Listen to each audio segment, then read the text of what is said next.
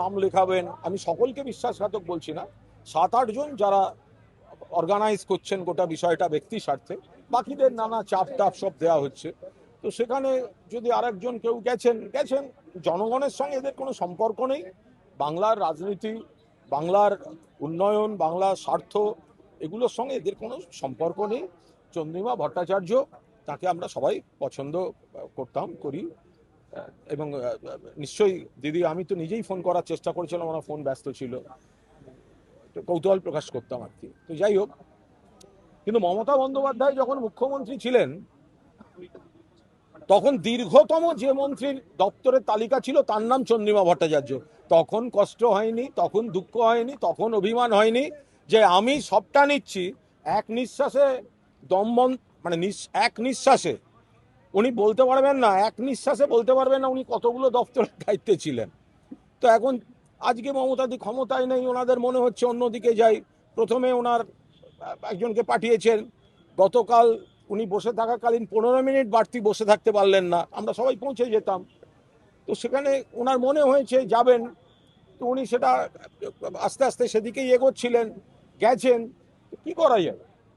গতকালকের ঘটনাটা কি একটা শুধুমাত্র স্টেজ যেটাকে ব্যবহার করে না, তার আগেও ওনার পরিবারের একজন ঘনিষ্ঠ ওইদিকে গেছেন, ফলে এগুলো তো আমরা দেখেছি। তা সত্ত্বেও আমরা ওনাকে যথেষ্ট শ্রদ্ধা করতাম, ভালোবাসতাম। বাট কাল যখন এইরকম একটা ঘটনা ঘটছে এবং বিইং প্রেসিডেন্ট পার্টির, এবং তিনি সেখানে রয়েছেন, যদি আর কিছুক্ষণ ওখানে বসে থাকতেন, আমরা যদি পৌঁছানোর সময়টা পেতাম। উনি 7 তাড়াতাড়ি ওখানে, ওনারা আমাদের অন্য সহকর্মীরা রিকোয়েস্ট করেছিল যে দিদি আর একটু বসে যান, তিনি বলেন আমি এসবে থাকবো না, গাড়ি ডেকে বেরিয়ে চলে গেলেন। তারপরে আমাদের যে সহকর্মীরা ছিল তাদের বার করে দেওয়া হয়েছে। তো ফলে এটা তো প্রেসিডেন্টের কাছ থেকে কাম্য নয়। তো আমি আবার বলছি, মমতা বন্দ্যোপাধ্যায় যখন মুখ্যমন্ত্রী ছিলেন, তখন দীর্ঘতম কতগুলি যে উনি মন্ত্রী এই কবছরে ছিলেন, এবং সব প্রেস্টিজিয়াস দফতর ইনক্লুডিং ফিনান্স, তো তখন মনে হয়নি আজকে একটা কথায় নাকি খারাপ লাগছে, একটা কথায় নাকি দুঃখ হচ্ছে। তো তখন অতগুলো দপ্তর পাওয়ার আনন্দে বোধহয় গোটাটাই ছিল একদম মানে সর্বাঙ্গ সুন্দর। তো সুতরাং আজ হঠাৎ এগুলো মানুষ সবাই দেখছেন, চিনছেন। যখন মমতা বন্দ্যোপাধ্যায় মুখ্যমন্ত্রী, তখন সব থেকে বেশি সংখ্যক দপ্তর যিনি পেয়েছেন কার্যত, তার এখন মনে হচ্ছে না যে আমি, যারা মমতাদিকে অস্বীকার করছে, আমি তাদের সঙ্গে যাব, তাদের সঙ্গে বসবো, তার ব্যাপার। এর সঙ্গে তৃণমূল কংগ্রেস পরিবার, তৃণমূল কংগ্রেসের কর্মীদের কোনো সম্পর্ক নেই। তারপরে আজকের ঘটনা, এটা কি মানে সেই ঘটনায় খারাপ লেগে আজকের ঘটনা, নাকি সেটাকে কালকে ওই কোনটা কি প্রমাণ হয়ে গেল আজকে? কোনটা? কালকে ওনার যে কথাটাকে উনি বলছেন খারাপ লেগেছে বলে আজকে সিদ্ধান্ত নিয়েছে। যার কথা খারাপ লেগেছে বা যাদের কথা খারাপ লেগেছেন বলে বলা হচ্ছে, তো বলা হচ্ছে, তো এখন সেখানে তো তিনি, আমাদের নেত্রী বা আমাদের দল যখন তাকে একের পর এক দফতর দিয়েছে, একবার বলেছেন যে আমি এইটা নেব না, আরো কয়েকজনকে দেয়া হোক? তখন তো সেটা মনে হয়নি, তখন মোরে আরো আরো আরো দাও প্রাণ।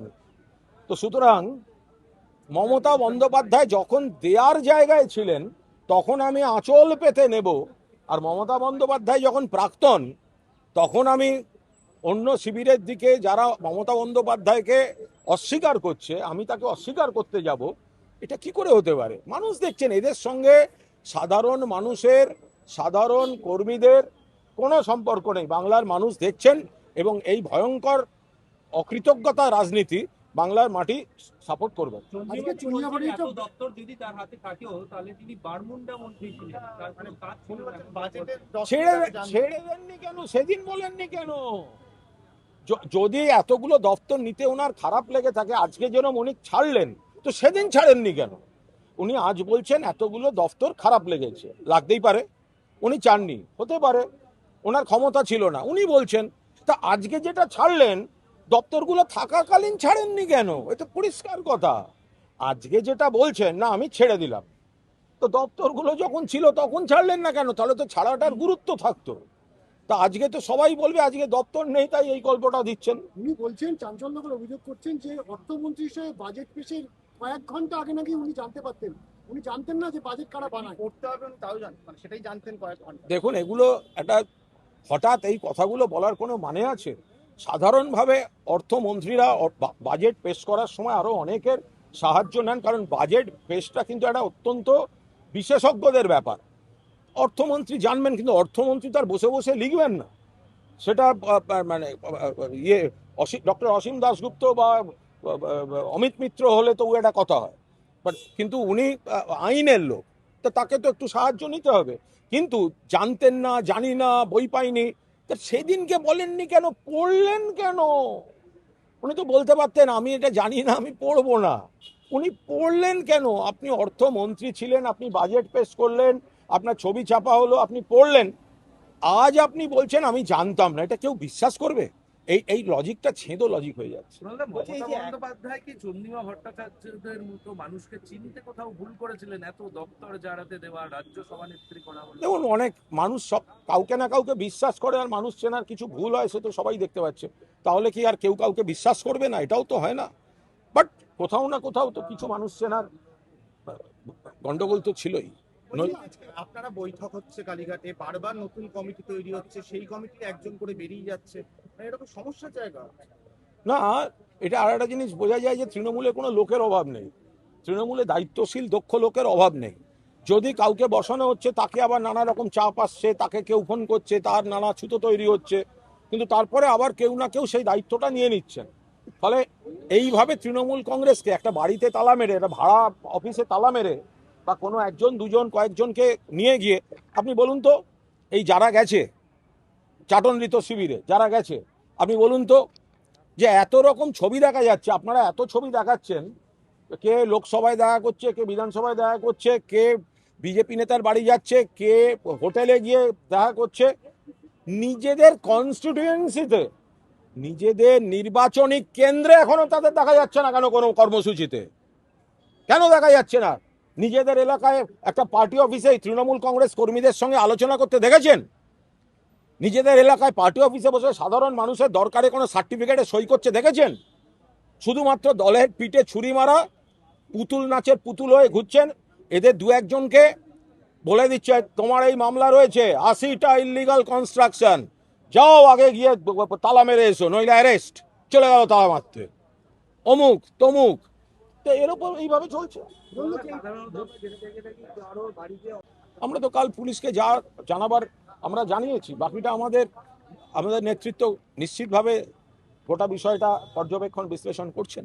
আজকে বলছি, আপনারা বাড়ি সংক্রান্ত চুক্তিটা কি এবার প্রকাশ্যে আসা উচিত নাকি, মানে মালিক পক্ষের সঙ্গে কার চুক্তি, কিরকম চুক্তি? দলের চুক্তি, মালিক পক্ষের সঙ্গে দলের চুক্তি, ভাড়া দেয়া, যা যা আছে সেটা তো থানাতেই জমা দেওয়া আছে, লুকোনো তো কিছু নয়। কদিন আগে গিয়ে আমি আর চন্দ্রিমা দিয়েই তো গেছিলাম থানায়, যে আমরা ওখানে গিয়ে সেটা জমা দিয়ে এসেছি। আজকে দেখা গেল যে মেট্রোপলিটনের তৃণমূল ভবনে তালা খুলে ভেতরে মালিক পক্ষের লোকজন ঢুকলেন, কিভাবে দেখছেন গোটা বিষয়? না, মালিক পক্ষের যেহেতু ওপরে দুটি ফ্লোর আছে বা ওনারা চান এরকম, ফলে তারা ঢুকেছেন কেন, তারা যে একটা সিস্টেমের মধ্যে দাঁড়িয়ে কিছু কাজ করছেন সে তো বোঝাই যাচ্ছে, কিন্তু মালিক পক্ষ যদি ঢোকেন তার উপর দাঁড়িয়ে দুম করে এখানে কোনো মন্তব্য করবো না। চাবি এরা পেলেন। মালিক পক্ষ আমি বললাম তো যে ওটা খতিয়ে না দেখে এমন কোনো দায়িত্বজ্ঞানী, কালকে আমরা ইচ্ছা করলে ওখানে অন্য ব্যবস্থাও নিতে পারতাম, কিন্তু আমরা কোনো দায়িত্বজ্ঞানীন আচরণ করিনি, বিতর্ক হয় এরকম কোনো পদক্ষেপ নেওয়া হয়নি। আমরা আইনে, আর একটা ভাড়া বাড়ি তৃণমূলে, সেটা ছেড়ে দেওয়ার তাও মুখে, তো সেইখানে দাঁড়িয়ে তো আমরা সেটা নিয়ে কি সিনক্রিয়েট করবো? একটা তালাওয়ালা একটা তালা দিয়ে দিলে তৃণমূলের ক্ষতি করা যায়? মমতা বন্দ্যোপাধ্যায়ের সঙ্গে সারা বাংলার তৃণমূল কংগ্রেস কর্মীরা রয়েছেন। Thank you. একটু অন্য বিষয়ে একটা জিজ্ঞেস করবো। এই দেবরাজ চক্রবর্তী নিয়ে আরো অনেক কিছু হচ্ছে, একটা নতুন সংস্থা, সেটা থেকে নাকি কালো টাকা সাদা হতো, তারও দেখুন, দেবরাজ চক্রবর্তী নিয়ে বাড়তি মন্তব্য করবো না, কারণ জানি না। মামলার মেরিট নিয়ে কোনো বক্তব্য